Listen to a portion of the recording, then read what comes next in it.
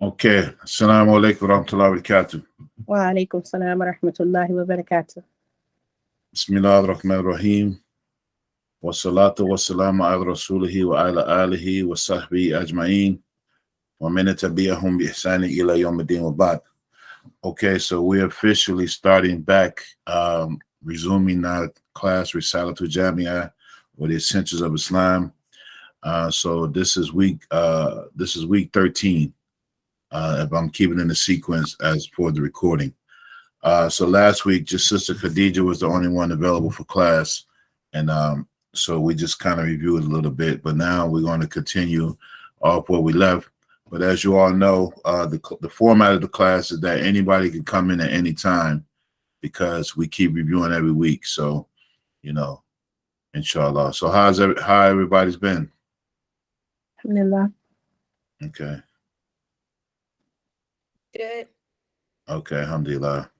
Assalamu alaikum, Sister Allison. Wa alaikum assalam wa rahmatullahi wa barakatuh. Okay. All right. So the first thing we'll just read through the text from the beginning from chapter 1. Inshallah. If there are no volunteers, I'll do it. Oh, I don't care. I'll do it. Okay, go ahead. Resume class presidency. Alhamdulillah. Okay. Bismillahir Rahmanir Rahim. All praise belongs to Allah, Lord of the worlds, and a praise that matches his gifts and equals his increases. And may Allah send blessings upon our Master Muhammad sallallahu alaihi wasallam, his family and companions. The Messenger of Allah, upon whom be peace, said, "Seeking knowledge is an obligation for every Muslim, male and female." And he said, upon him be peace, "Whoever takes a path searching for knowledge, Allah will lead him along a path to the garden, al-Jannah." The topics discussed in this book have mainly been abridged from the book of Hujjat al-Islam al-Ghazali. It is our hope that whoever knows them and acts upon them will be placed by Allah among the people of true knowledge, outwardly and inwardly. And success is from Allah. Okay, real quickly, it says seeking knowledge is an obligation for every Muslim, male and female.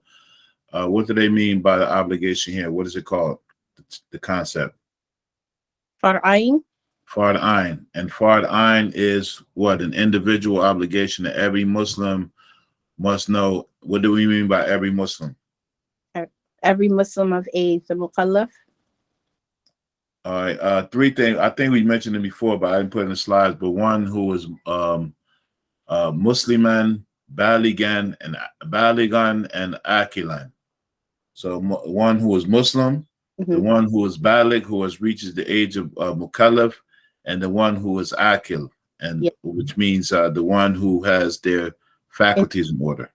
Yes. Right. So the which in the stage of Balig is the same thing as Mukallaf. What are the sign? What is Mukallaf?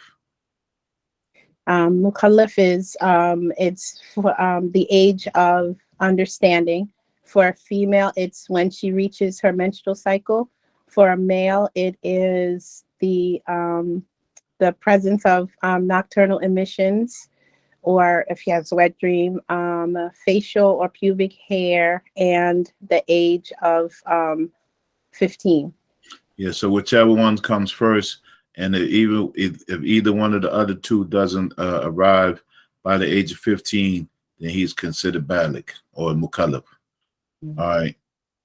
And so we said this is a mukhtasar from Imam Ghazali. What does it mean, a mukhtasar?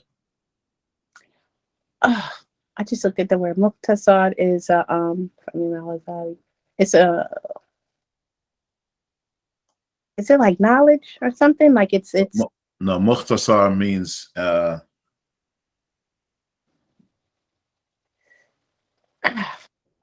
something that's there and summary, abridgement.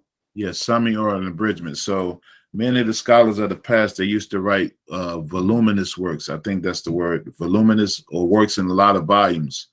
And for, many scholars would do a mukhtasar of those books and put something that's concise for the person can understand. So he's taking this book from the Mukhtasar of Imam Ghazali, who was known as Hujjatul Islam. What year did Imam Ghazali pass? Quick trivia. I know we didn't review it, but just to see. Is it 505? 505 after Hijra, all right, which was the year 11 something. I think that's the medieval ages, something like that. All right, so then he made dua that whoever knows and acts upon this Fard Ain that he's going to express in his book, that they will be people Ahlu M, inwardly and outwardly. Okay, read the next section. The pillars of Islam. The pillars of Islam are 5: bearing witness that there is no God but Allah, and that Muhammad is the messenger of Allah. Doing the Salat, giving the Zakat, fasting Ramadan, making Hajj, pilgrimage to the house for whoever is able to. The above are to be done with sincerity and belief. Whoever is not sincere is a munafiq or hypocrite, and whoever does not believe with his heart is a kafir. Okay, when we say sincerity is a munafiq, what do we mean, major or minor here? Minor. Okay, minor nifaq. Okay, and there's major, minor nifaq. Minor nifaq is like sins, and major nifaq is disbelief. And also he mentions about kufr, because for the person to be sincere and believe, they have to have tasdeeq or confirmation. It has to be in the heart. So a person who is a munafiq, a major, that they have the outward appearances of Islam, but they don't believe it in their heart. And we mentioned before that the Prophet ﷺ, he actually had a list of those people that he knew, that Allah gave him that knowledge, and he had imparted that knowledge to one of the companions. This is a quick trivia. You remember which companion it was?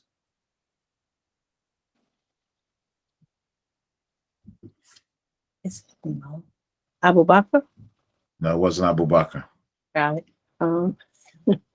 I'll give you a hint. He was known as the keeper of the secrets of the Messenger of Allah, sallallahu alaihi wasallam.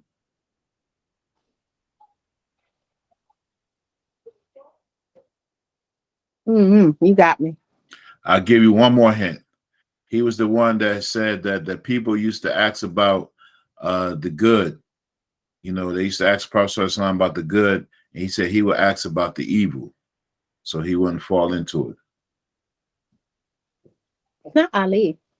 No, at that rate, with 100,000 companions, you'll guess it sooner or later. Yeah. We got 2 other students in the class. Feel free to.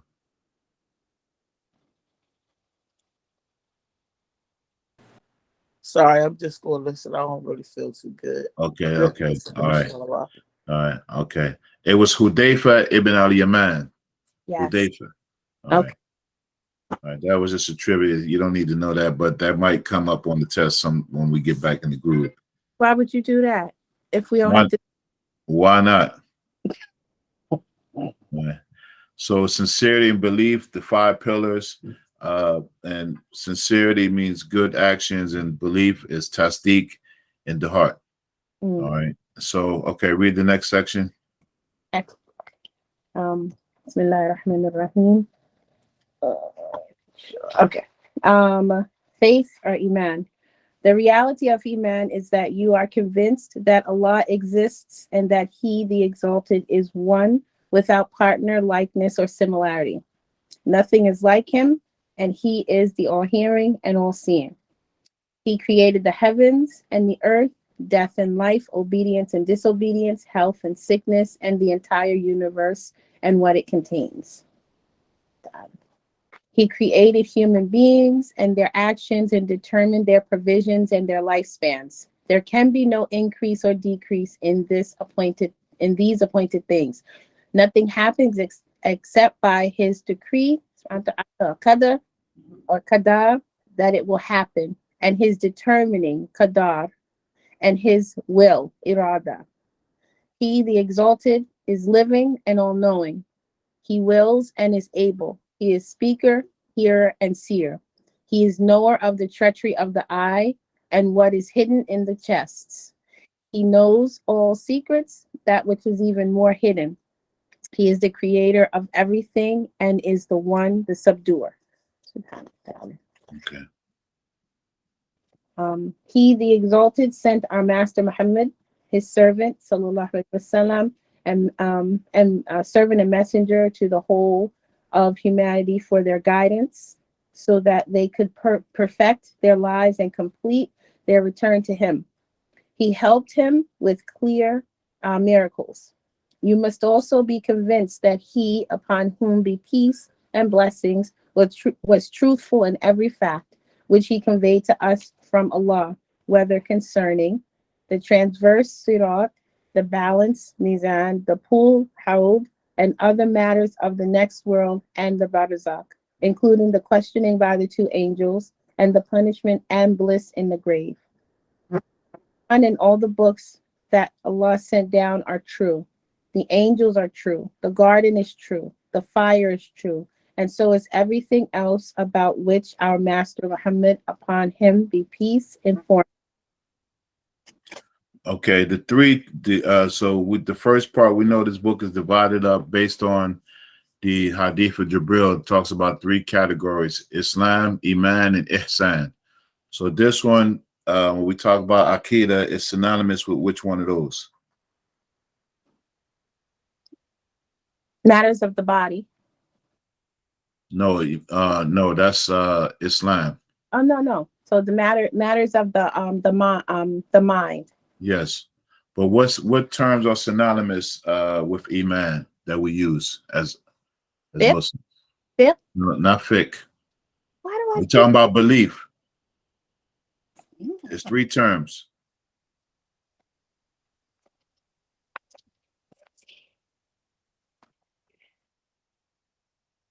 Tasawwuf? No.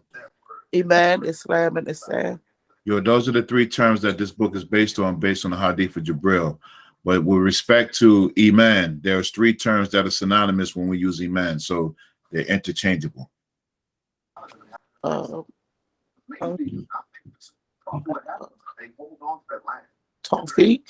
not Tawfiq. Oh Lord, I can't think. Tawheed. Tawheed. That's what I meant to say. Tawheed. Yes. What's two more? Tawheed,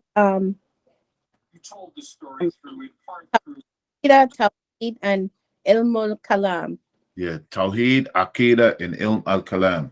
All right, so Aqidah, he mentioned here when he said you must be convinced. And Taqidu, mean Aqidah comes from a word Aqada, to bind something together. So these basic things right here that he mentioned that a Muslim must believe, and this is what's required, inshallah. Okay, and then about the Prophet ﷺ, and we believe that they have characteristics. What are some of the requirements for a prophet of all of the Anbiya? Sidq, he must be truthful. The tabligh, he has to convey it, and that he doesn't have any like horrific ailments. Okay. And what's the other one? One more. Aql, intellect. Yeah, and I've heard different views on this, but it must be male. Because I've heard some people say that, like Maryam and some of the other women, Allah knows best. Okay, so that is basically belief, inshallah ta'ala. Okay, the second one is the next chapter, inshallah. We're talking about Salat. And so what Salat is connected with what? Matters of the body. Yeah, so what are the terms that are synonymous with the we talk about so this is Islam now. We talked about Iman, Aqidah, Tawheed, and Ilm al-Kalam. So now we're talking about Islam. So we're talking about worship.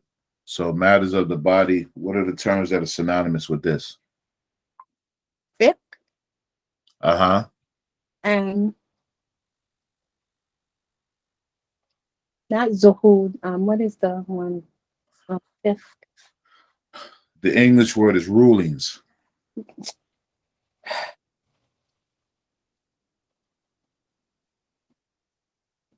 Ahkam. Ahkam. Hukum is singular, ahkam is plural. So we're dealing with the rulings and the the do's and don'ts in the religion. So and remember, this is one for the one who is Mukallif, the one who has reached the age of maturity. They need to know these things.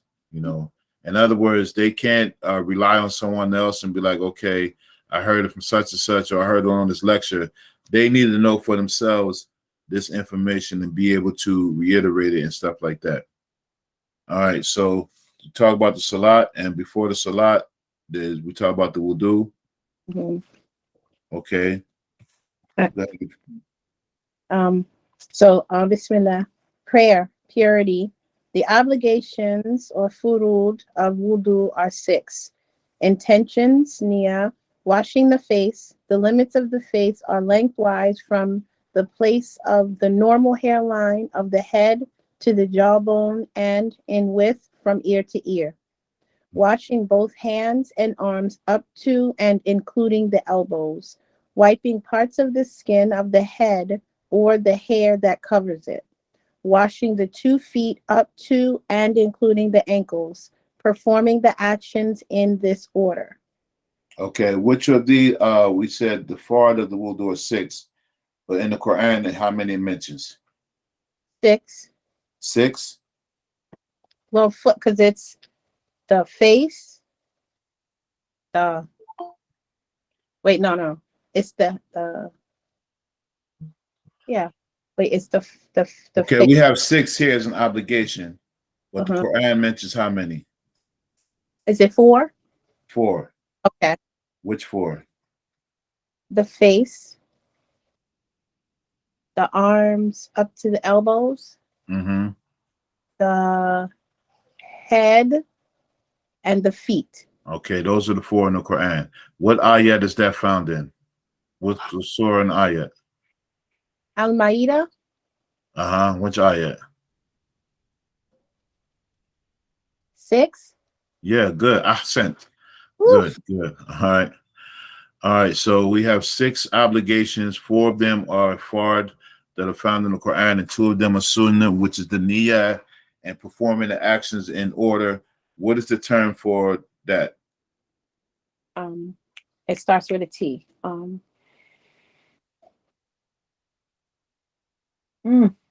I always forget this word. Not tasdeeq.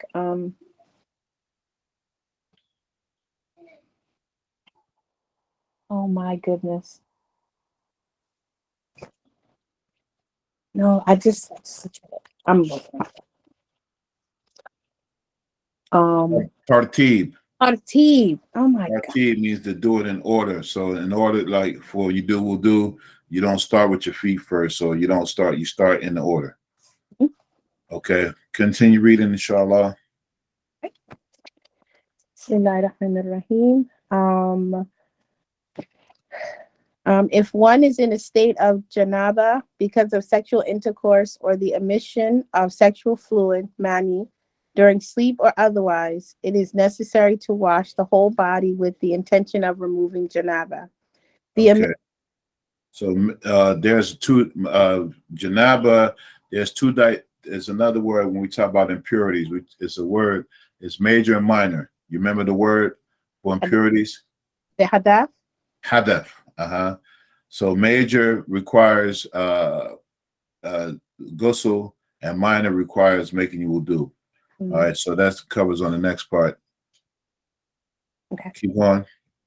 The emission of anything from the 2 waist passages, front or back, nullifies the wudu. Okay. Keep going. Wudu is also lost upon losing control of one's intellect during sleep or otherwise, unless one sleeps sitting down with one's seat firmly fixed on the ground. Touching the private parts, front or back, of any human, whether oneself or someone else, and whether adult or child, with the palm of the hand or the inside of the fingers nullifies wudu. even if it be one's own child or a dead person. The touching of the skin of an adult male by an unrelated female and vice versa without any barrier nullifies the wudu. However, touching the nails, hair, or teeth do not nullify the wudu. Okay. What if you have a situation where you're sitting down and you're on your buttocks and someone told you, wake you up and say you need to make wudu? Would you have to do it? No. Okay. What if they told you they heard you pass gas and you were sitting up? You're not aware of it. Yeah, but you still, anything that passes through the passages, if you weren't aware, but if somebody heard it from you, yeah, you have to make wudu. That doesn't pass the 3 witness rule. I don't know about no 2-3 witness rule. You know how it's like you have to have a certain amount of witnesses for stuff. I thought that related to business transactions and stuff, but Oh, I don't think you need one for that, you know. okay. Well, we'll find out, inshallah. Okay, keep going. Okay. Bismillah. The validity of Salat is dependent on the following.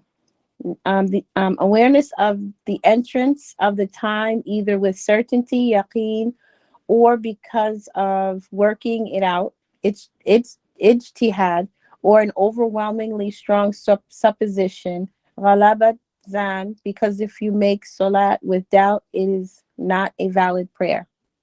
Awareness of the qibla, covering the awrah with a permitted clean cloth, and the removal of impurity from the clothes, body, and place of prayer. And it is also necessary to pray the obligatory of fard, salat, standing up if one is able to do so. Okay, real quick here. We said the awareness of the interest of the time. So nowadays we have all of these apps. But in case you didn't have an app, you know, I think we went over in the class about the times of the salats. There's a hadith where the Prophet ﷺ, he said the angel Jibril came to him and he showed him one day how you make the earliest times of the salat and then the late times.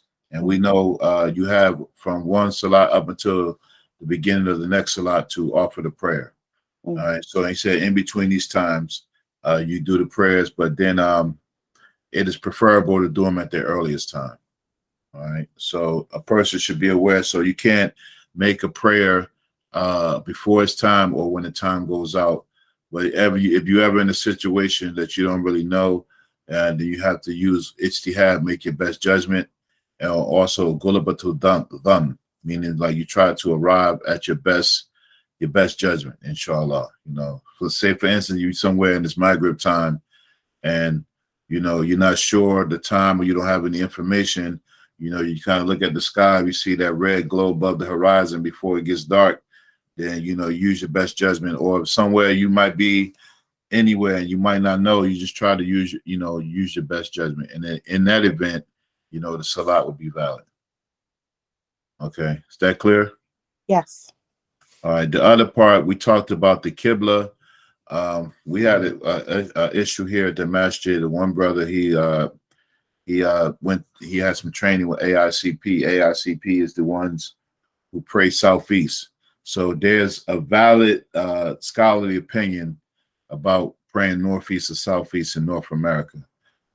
One of the problems that AICP does is that they tell people who pray northeast that their prayer is invalid. And then people who pray northeast tell people who pray southeast that they pray in the wrong way. And both of them have valid opinions. And in fiqh, whenever there's a valid scholarly opinion, a difference of opinion, that no person is to be wrong either way, you know. So we can't tell somebody their salat is invalid if they pray northeast, and we can't tell someone that if they pray in southeast that they pray in the wrong way, because both sides have valid, rulings concerning it. And we shouldn't make it an issue. You know, I've seen people who will come to a masjid and, you know, the masjid that's, you know, upon bid'ah, you know, they come and have compasses. And we had that here, you know, someone's checking the compass to see if we praying the right way. And we had to check them, you know. So and that kind of thing. Or so shouldn't be where if you go to a masjid and they are praying southeast, your prayer wouldn't be invalid. So those are scholarly issues that that are above our pay grade. All right, so okay, covering the hour, removing impurity. So is sweat an impurity? It's not considered something that you have to make wudu for. Right. Right. So, if you ever have a hard day at work, one of those jobs you're sweating, or you might feel, you have that funky kind of feeling, you just want to get fresh. Should you delay your salat because of that? No. Okay. Alhamdulillah. Okay. All right, good. And then the prayer, the fard, it should be standing, of course, if you're able to do so. All right, continue. Bismillah. The salat. Obligations of the salat. These are intentions, niyyah, entering the prayer by saying Allahu Akbar, Allah is most great, accompanied by the intention. The reading of the Fatiha, beginning with the words Bismillahir Rahmanir Rahim. The 14 points of stress or tashdidat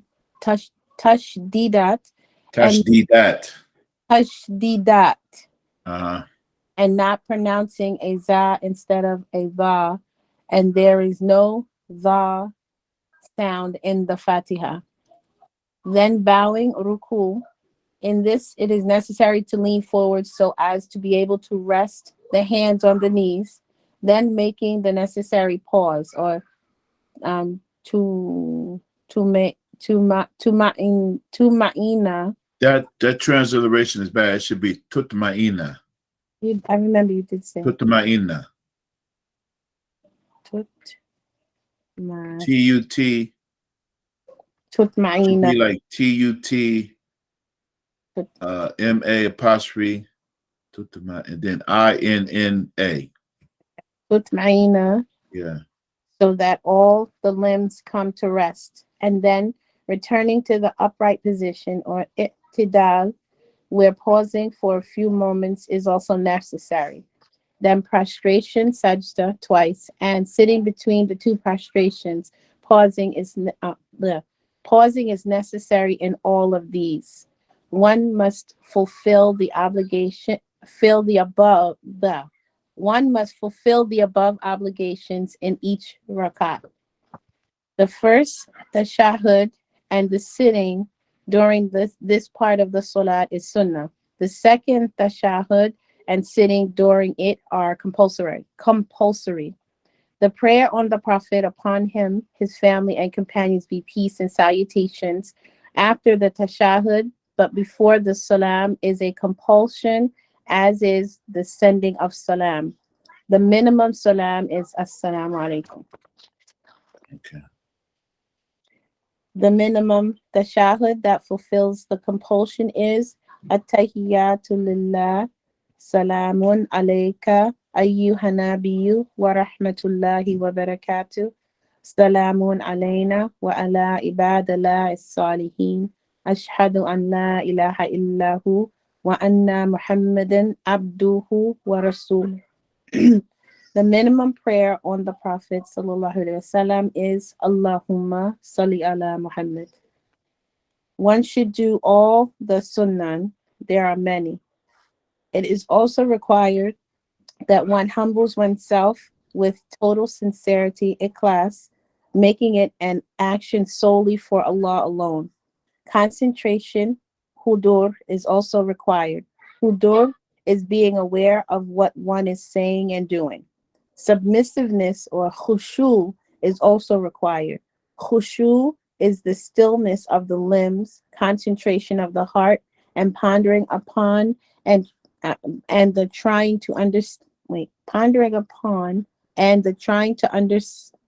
to understanding what is being read. Allah accepts salat according to the amount of hudur. Showing off, or riyah, which is acting for the sake of people in prayer, and at all other times is forbidden. Okay.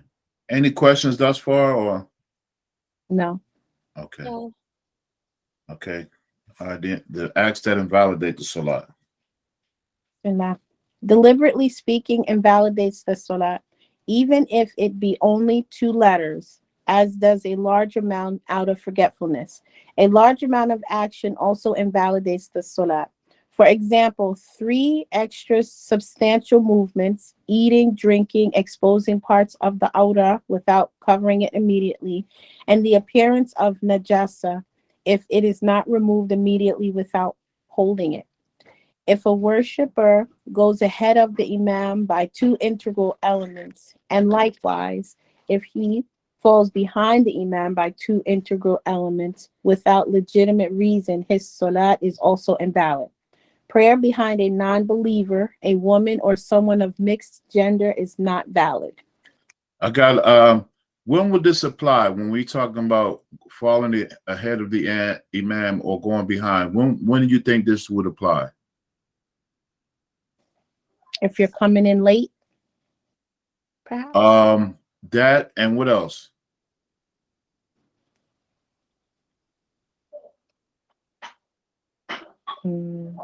If you forget, like if you're, well, like if you have large crowds and you might can't hear the Imam, stuff like that, so it covers all these things. If you're coming in late, it is some schools it's recommended that you come in and you follow right where they are, you follow right where they are.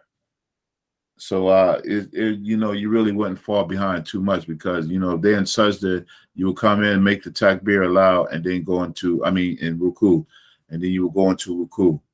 But it also shouldn't be like, because what you miss, you shouldn't be trying to make it up while you're in the congregation, All right, is that clear? yes. All right, so now this brings us to today. Actually, so that was where we at. We stopped. We right here. So this is where we are now, inshallah. So let me hold on. You still there? Are y'all still there? Yes. Okay, let me try to share the screen.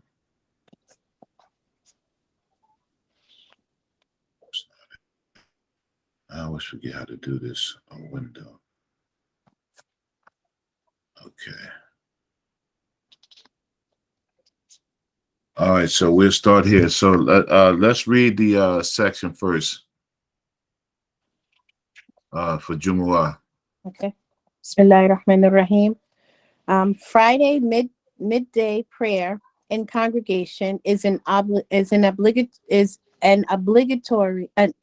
obligation for every Muslim who is male, free, resident in the locale, and not excused by a legal exemption such as sickness or rain.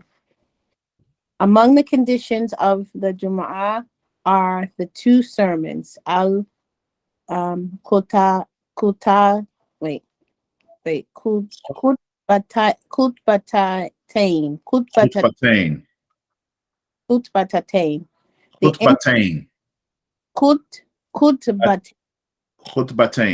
khutbatain. The integral elements, arkan, of the 2 sermons are hamd, sending greetings upon the Prophet ﷺ, calling people towards piety, taqwa, and the reciting of at least 1 verse of Quran in one of the 2 sermons, and praying for the believers in the last one. It is necessary for the one delivering these 2 sermons to do so while standing in a state of tahara with his awrah covered. He must sit between the 2 sermons and should pause longer than the normal pause for salat. There should be no interruption between the first and second sermons or the second sermon and the prayer.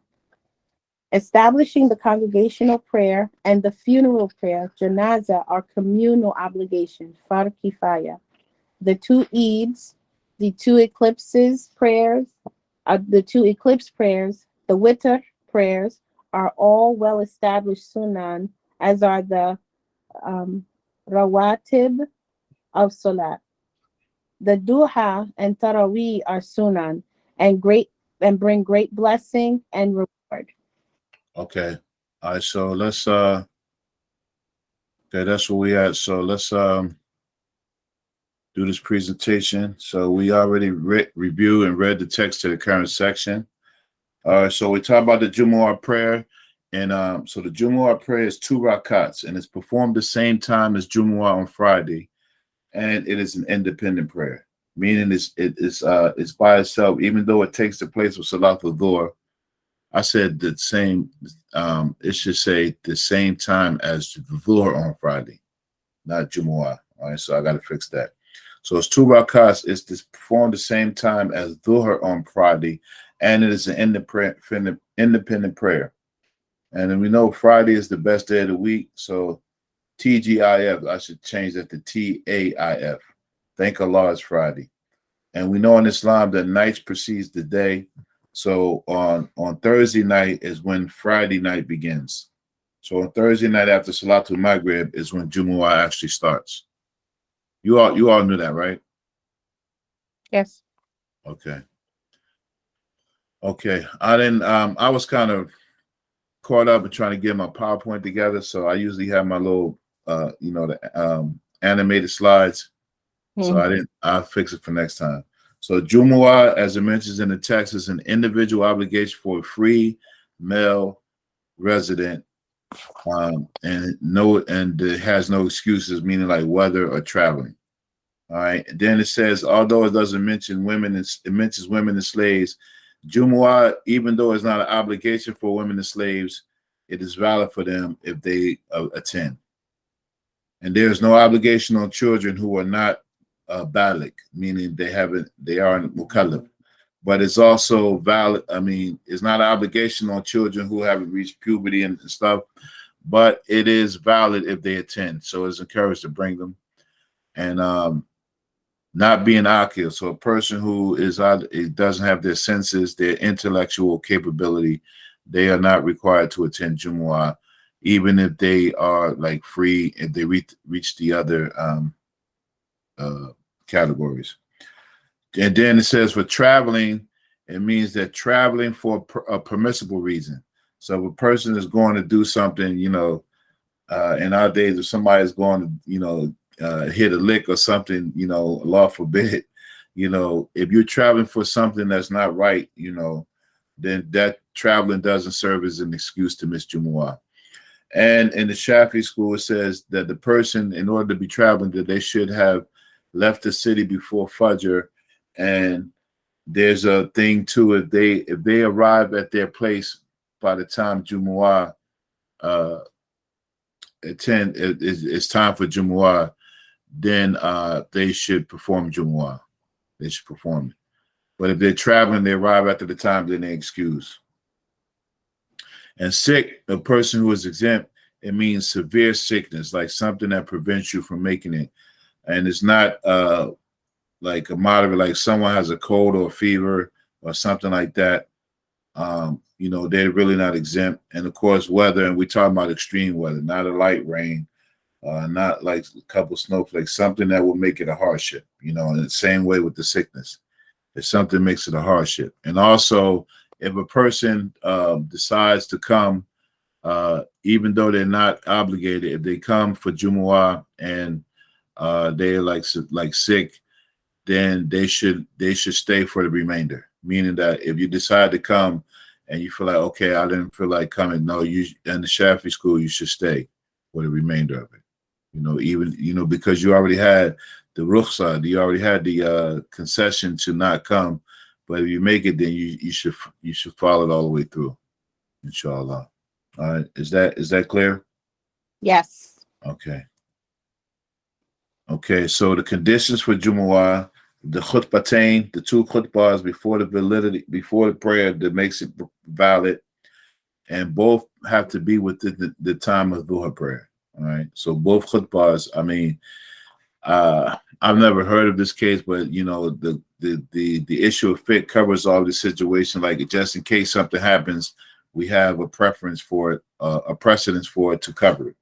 So in the event that a Jumu'ah khutbah does go long, it should be within Salat al-Dhuhr, the Dhuhr time. And in the Shafi school, the number of people performing the Jumu'ah prayer is 40. So In the Shafi school, it should be 40 people who meet the obligation of praying.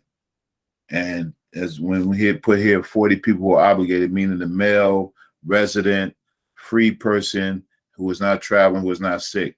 So in other words, in the Shafi school, as a principle, say if you have 40 travelers at Jumu'ah, that is not, it wouldn't really be considered a Jumu'ah, but they still, the prayer, it has to be those who are obligated. And some people are real strict with this. They mean that, when Jumu'ah starts, it should be 40 people there already, and this is often not the case with us. Well, I mean, we end up with 40 more as a small community, but if I was to follow this, then I would have to wait till everybody gets there.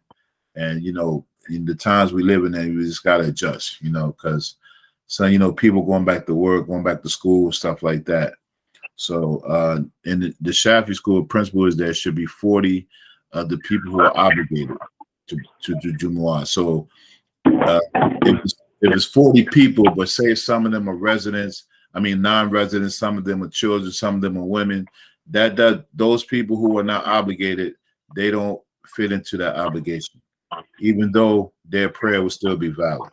All right. Okay, so we mentioned the khutbah. The conditions of the khutbah is to praise Allah, to say Alhamdulillah, and both for the khutbahs and the send salawat on the Prophet sallallahu alaihi wasallam, and then advising towards taqwa. So what is meant here by taqwa is to encourage the people to follow the divine commands and stand away from divine prohibitions. So and what's the word? What does taqwa mean? Anybody know? Fear Allah. Yeah, they usually translate the fear of Allah or consciousness of Allah, but it comes from a word to like a protect yourself, like with a fortress, and to protect yourself from those things that will prevent you from following the divine commands, and those things that will lead you to engaging in the prohibitions. So it's taqwa, to be really aware of your duty to Allah subhanahu wa ta'ala. And the best way to do that is in doing what's obligated and staying away from forbidden. All right. So then he says another condition is a clear verse, meaning that you just can't recite, 2 words out of a verse, meaning like it should be a whole verse or part of a verse that is understandable that it is the Quran. Like you just can't say Ja'akum, he came to you. Even though that's part of a verse in the Quran, it has to be the whole verse or part of the verse where it's something that is understood, as a complete thought. You know what I mean? And then the condition is to make dua for the believers in the second part of the khutbah. Any questions on that? No. Okay. So then he mentions about the validity of the khutbah. So there are a couple of things for the khutbah to be valid. And this is, of course, pertaining to the one who delivers the khutbah. All right. So the one has to be standing, and sitting is allowed if one is unable to stand, but one shouldn't just resort to sitting, because they want to be relaxed. It should be standing. The person who delivers the khutbah should be in a state of purity. The hour should be covered. And then also sitting between the 2 khutbahs. And it says that the length of the sitting should be like the length a little longer than the tutma'inna. Like when in the Salat, the times that you give your limbs the rest, that should be the length of the break between the 2 khutbahs. So it should be a little longer than it takes to let our limbs rest in the Salat, but not extend. It shouldn't be extended. All right. Then the sequence should be one right after the other, muwalla. All right. So there shouldn't be any long breaks in between any of these things from the time the khutbah begins to the time it ends. And the integral should be in Arabic. Like there should never be whatever language it is. It shouldn't be all in that language. Of course, scholars say. There are some that say that the khutbah should be in all Arabic. But then here in the Shafi school, it says that the integrals should be in Arabic. So if you cite in the Quran, it should be in Arabic. Like you shouldn't just recite the Quran in English or recite hadith Or when you praise Allah, you just don't say all praise for Allah. You say in alhamdulillah, like that. All right. And then salawat on the Prophet ﷺ should be said in Arabic, stuff like that. All right. And here it says in the Shafi school, if you catch one rakat of Jumu'ah prayer, then you complete the two. So in other words, if you come in and they already prayed a prayer, they already did one rakat, you come late. If you catch the other one rakat, the other rakat you just make up. But if you miss both of them, if you come to Jumu'ah by any chance and you miss the two rakats for Jumu'ah, then you should complete Dhuhr prayer. Why is that, you think?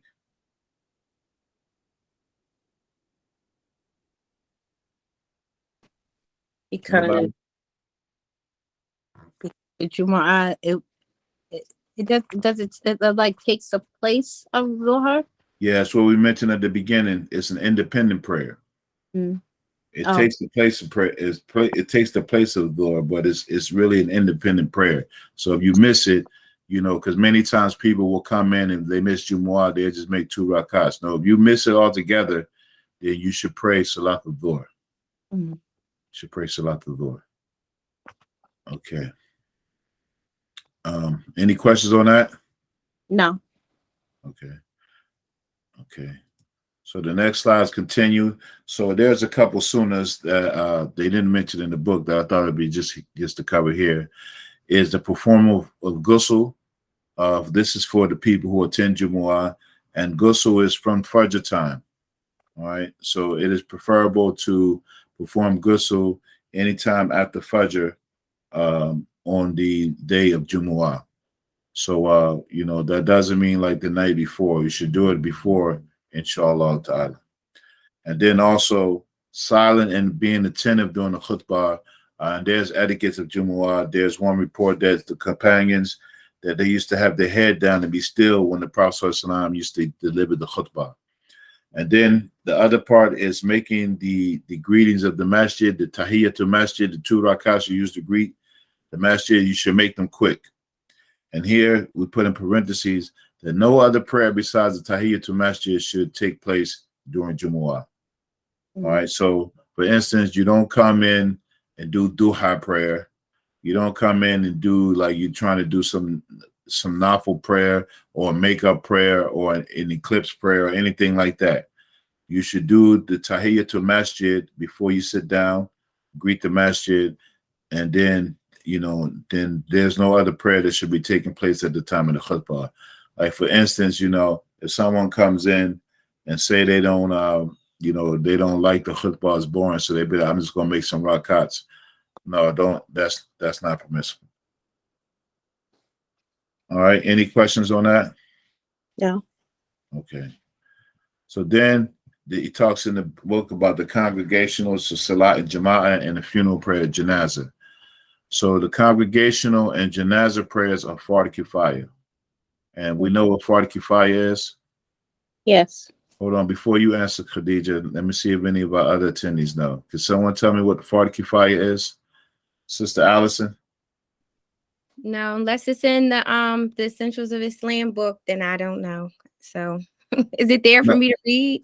Yeah, it is, but I'm gonna see if you know it off the top of the dome. No. Part Kifaya is the individual the communal obligation. Yeah, it's communal obligation. What does that mean?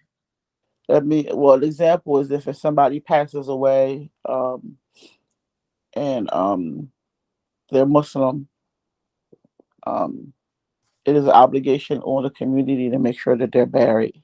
Yeah, a Fardu Kifaya means that it's a communal obligation, meaning that someone has to undertake the task from the community, and if someone doesn't do it, then the whole community is sinful, and the responsibility will fall on all of them. So Janazah prayer, that's one example. So here in the slide, put in it says a Fardu Kifaya can become a Fardu Ain. What does that mean? That is the question. It's a statement here, but I want to see where your head's at. What's the statement? If Fardu Kifaya can become a Fardu Ain. What is a Fardu Ain? An individual obligation. And Fardu Kifaya is a communal obligation. Uh-huh. So how can a fard kifaya become a fard ayn? In what situation? Mhm. Is it like if you're at Juma prayer and then they have a janazah right after?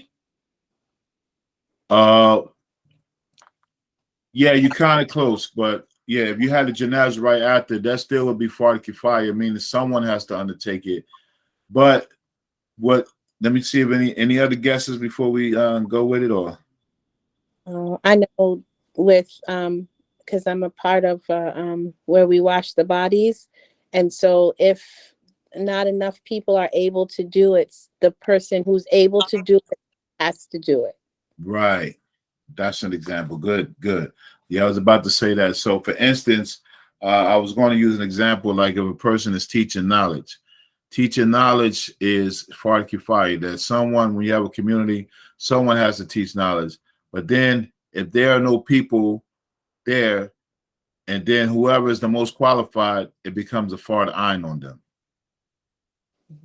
And similarly, like what you said, Sister Khadija, like if there are a group of people who know how to do janazah prayers and know how to prepare the bodies, and of course it's an obligation that's on collectively. But if those are the only people that know how to do it, then it becomes a fard ayn on them. Mm-hmm. All right, is that clear? Yes. Okay, and then the congregational prayers are for the obligatory prayers as a group, meaning that the 5 salats in a day that they are recommended to pray in congregation. All right, any questions? No. Okay, so then he talks about the funeral prayer, the janazah, which is a fard kifaya, and the janazah prayer is prayed in congregation, so no one can pray. You can't pray the janazah prayer by yourself. And I guess the only exception would be if there would be no one else, no other Muslims there. And I've never had that experience personally, but I've had experience where there's only like maybe two or three brothers for a janazah. So there are 7 integrals for the janazah prayer. The first one is to have the niyyah or the intention, and it should be 4 takbirs. And in those 4 takbirs, the first one you recite al-Fatiha, but according to Shafi school, it can be in any of those takbirs, as as long as you do it. So it's preferable to do it in the first one, but it doesn't, you can do the other ones, and then maybe at the end you could do al-Fatiha, but you have to recite al-Fatiha. Then sending prayers on the Prophet sallallahu alaihi wasallam after the second takbir, Allahumma salli ala Sayyidina Muhammad. Then the third takbir is the dua for the deceased. And of course, there's duas that are in the books of hadith. Like if you have a copy of Fortress of the Muslim, and if you have that? Yes. Yeah, so there's a section that you can use the prayer as but anything will suffice if you don't know it. Allahumma kfir lahu, or Allahumma kfir laha, or Allah forgive him or forgive her, and you mention their name. And then after the 4th salam is the 4th takbir is the giving the salam. All right. So that is the integrals of a janazah prayer. And of course, the janazah prayer is there's no ruku and there's no bowing, and it's said in silent.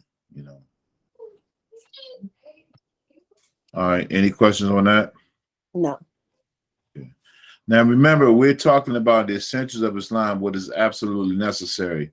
And of course, all these categories that we mentioned, there's way more stuff to learn. But he just, this is a mukhtasar. Mm-hmm. It's a summary of what needs, but all this stuff has more detailed stuff as you go in. And then the traditional way of learning, they start you out with the small, then they give you another text and another text. And once you master those texts, then you go on to the other texts. Mm-hmm. Any questions on that? No. Okay. Then he talked about the 2 Eids. The Eid al-Fitr, we know this was Ramadan and Eid al-Adha, the commemoration of the Hajj. Which one is the greater Eid? This is a trivia question. Eid al-Fitr? At that rate, you'll guess right sooner or later. No, it's actually Eid al-Adha. There's a lot of, excitement with the Eid al-Fitr when completing the Ramadan, and you would think, but it's actually Eid al-Adha that's the greater Eid. Mm. There's a hadith about it. I can't remember offhand. Uh, All right. So the two Eids are Fard Kifaya. All right. All right. Yeah. So the next one, he talked about the Eclipse Prayers. So it is called Salatu Kusufan, the two eclipses, meaning the solar and the lunar eclipses. So whenever these happen, that you can pray in them. So the eclipse prayers are prayed like the Sunnahs of Fajr, and so it's with an added qiyam and ruku, and that means when you do the Sunnahs of Fajr, you go to ruku, you come to qiyam, you go to ruku again, you come to qiyam, and then you go to sajda. That's how you do the eclipse prayer. All right, and of course you recite al-Fatiha and the surah. And there's a hadith that the Prophet ﷺ doing eclipse prayer. He used to elongate it, and the prayer is prayed at the time of the eclipse. So meaning, like, if you hear about an eclipse prayer, say you hear about in the news that it happened, you just can't. Oh, I missed it. Let me do it. No, it has to be at the time of the eclipse prayer. All right. Whether solar or lunar, solar means sun, lunar means moon. Y'all knew that, right? Yes. Y'all at least knew that, right? Yeah. Yeah. All right. So eclipse prayer is prayed at the time of the eclipse. So you have to catch it, And then it's recommended that a khutbah and, sadaqah is given, afterwards. So there's a hadith about one of the, I can't remember, it was solar or lunar. With the Prophet ﷺ, if you remember, it was the eclipse when he talked about, that the eclipse is not I think it was the eclipse when his son Ibrahim passed. And then there was an eclipse, a solar, I think it was a solar eclipse.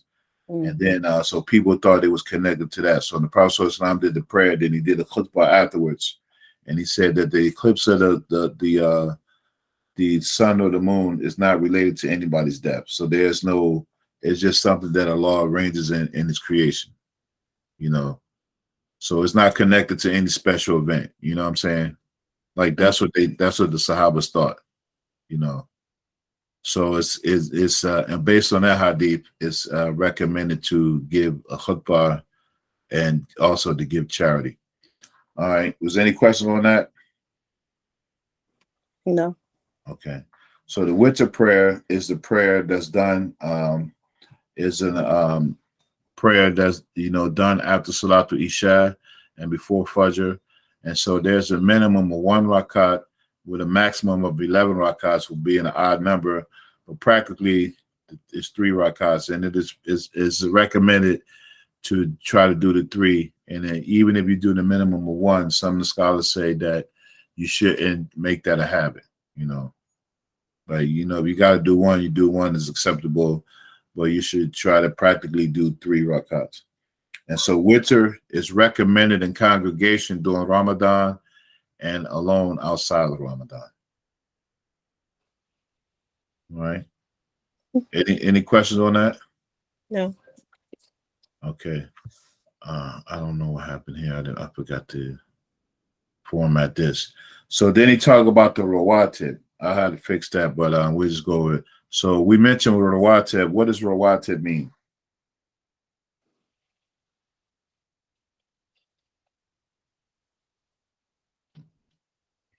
I know I gave you a meaning right there. It says Sunnah prayers connected to the obligatory prayers. But when we talk about rawatib, what is the rawatib prayers? What does that mean?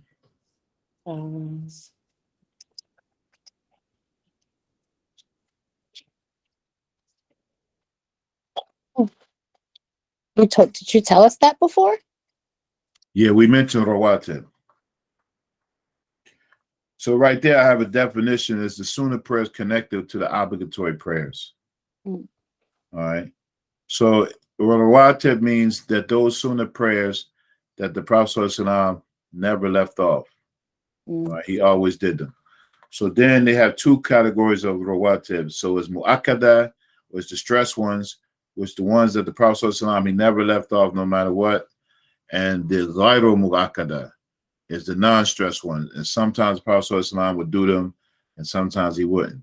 So the Mu'akkada of the Rawatib is those 10 sunnahs, the 2 before Fajr, 2 before Dhuhr, 2 after Dhuhr, 2 after Maghrib, and 2 after Isha, 2 sunnahs.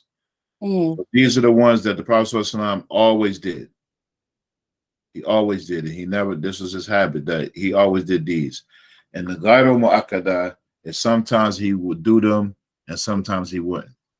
And so those are the 2 before and after Dhuhr, and 4 before Asr, 2 after Maghrib, and 2 before Isha.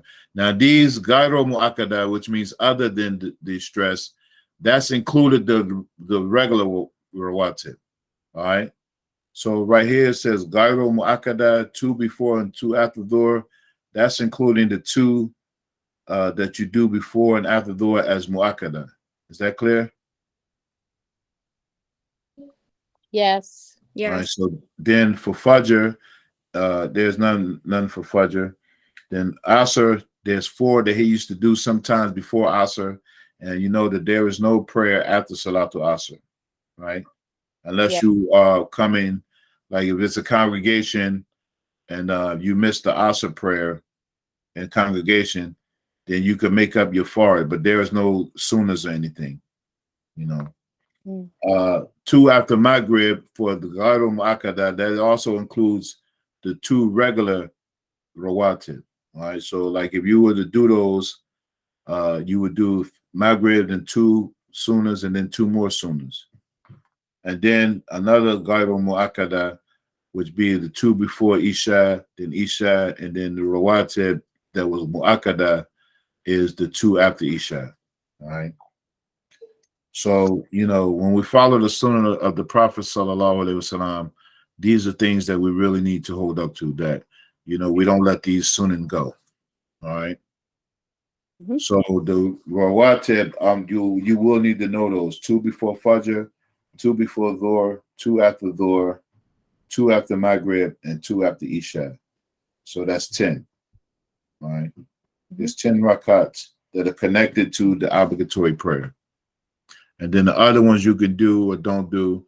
But of course, you know, if the Prophet ﷺ didn't do them all the time, we shouldn't try to do them. Like, you know, don't try to do 4 before every Asr, you know. So, all right. Any questions on that? No. Okay. Assalamu alaikum. Wa alaikum salam. I have a question. Yeah, go ahead. Say you was coming to the Masjid to offer your Salat, and you know you offer the 2 rakats, and then say it was Asr and you offer the 2 rakats for entering the Masjid. Do you still do the complete 4 for that, or just 2 more? Say it again. If you was coming for Asr Salat in congregation and you make the 2 rakats for entering the Masjid, and you know it's the 4 that's connected to the prayer before Asr, would you still do the 2 for entering and 4 complete sunnahs, or could you just do 2 and 2 with the intent? That's a good question. I'm not sure, you know, but if you're doing it, it depends on what the intent is. So if you're doing the 2 for the Tahiyatul Masjid, and then you intend to do the 4 for Asr before, I mean, you can do them, but you shouldn't make it a habit of doing it, you know. So I have to ask on that one. All right. Now the other part I didn't include on the slides because I was kind of rushing, is that he talked about the Duha prayer. He talked about the Duha prayer and the Tarawih. All right. So the Duha prayer is the time when it's after the sun has risen and before the zenith. All right, so it's a time before, after the sun rises, you can make 2 rakats. So it's a minimum of 2 rakats, and the upper limit is like 8. So you can make from anywhere from 2 to 8 rakats. They're done silently, and you know, it's like a forgotten sunnah prayer that has great rewards.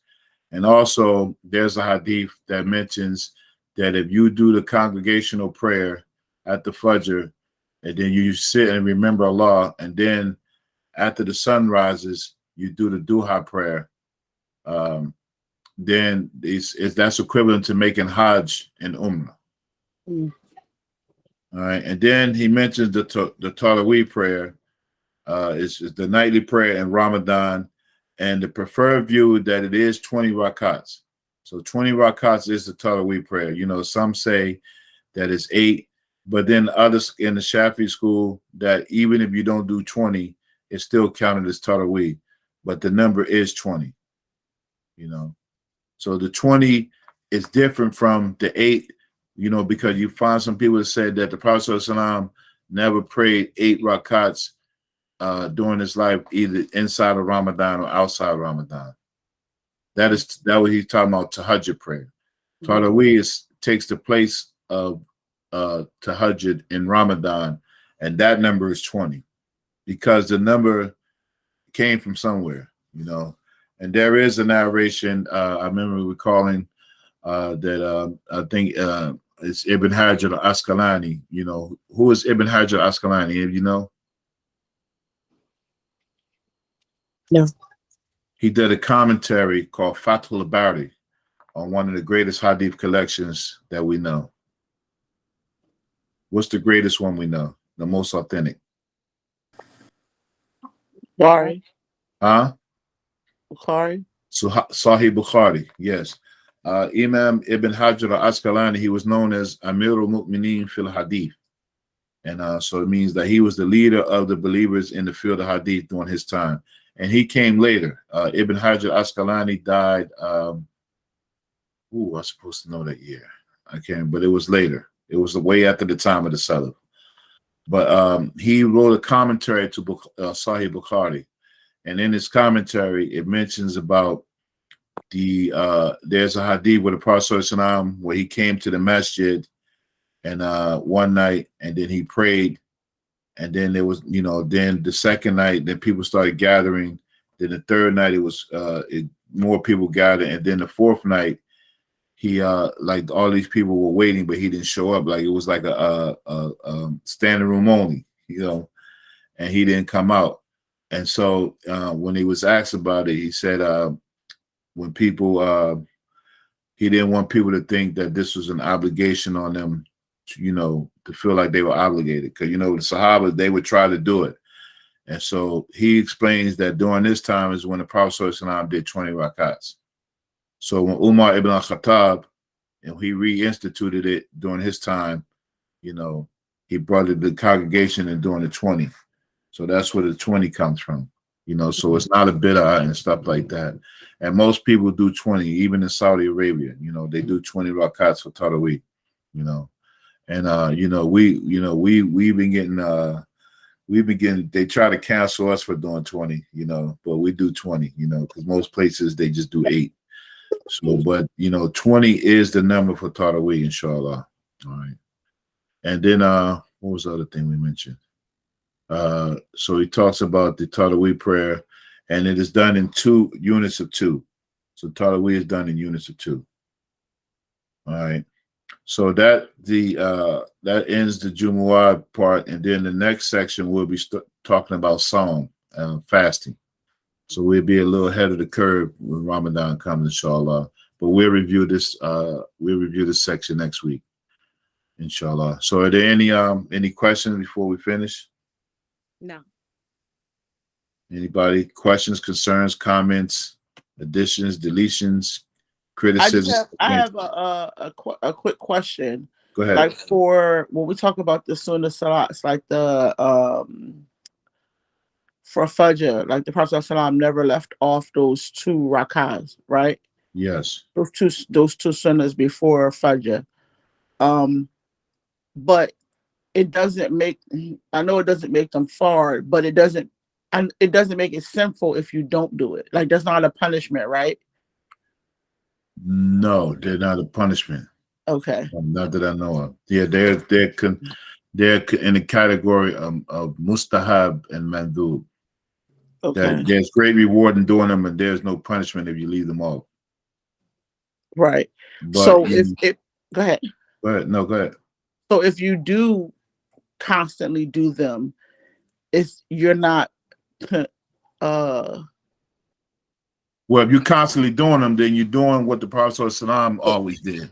Okay. Yeah. But if you miss them, you know, you miss them, but it's just that was his standard, you know. Okay. We should at least try to do the standard. Okay. You know. Okay. Any other questions? All right. So and going forward, so we can have more time for the actual part that we're on. When we read through the text, we're just going to read through it. I might just stop briefly just to, you know, refresh us for certain things. But, you know, the goal of the class is that at the end of the book, we will all be able to at least orally run the book off. You know, you know, the name of the book, the author, chapter 1, what does it mean? Aqidah, you know, the 5 pillars, the 6 obligations of prayer, you know, all of those kind of things. All right. So as we keep going over, inshallah, we'll get it. All right. So no questions or anything? No. Is class going to be every single week now, straight through, or are there any dates that we're not having class? Straight through, except if I get a notification, like on the 25th of this week, this month, is that the 25th? I may not be available, but other than that, we're looking to do it every week. Okay, You know, inshallah. so any event that you know, something comes up, then I'll give you a heads up. Yeah, but normally we're going every week. But just the 25th, I may not be because I'm going to be out of town the day before, and I might not be back in time for the class the next day. So that's the only day that I can foresee that us not having. But other than that, it's a go, inshallah. Inshallah. All right, so everybody has a copy of the book, right? Yes. Yes. Yeah, H, you got a copy of the book? No. Okay, all right. I'll bring you a copy to the. I have one for you at the Masjid, inshallah. All right, inshallah. All right. So there are no other questions, inshallah. We finished. We ask Allah subhanahu wa ta'ala to accept this from us and to make our intentions sincere for his sake. Ameen. Subhanaka Allahumma wa bihamdika ashhadu an la ilaha illa anta astaghfiruka wa atubu ilayk. Wassalamu alaikum wa rahmatullahi wa barakatuh. Wa alaikum salam wa rahmatullahi wa barakatuh. Wa alaikum assalam.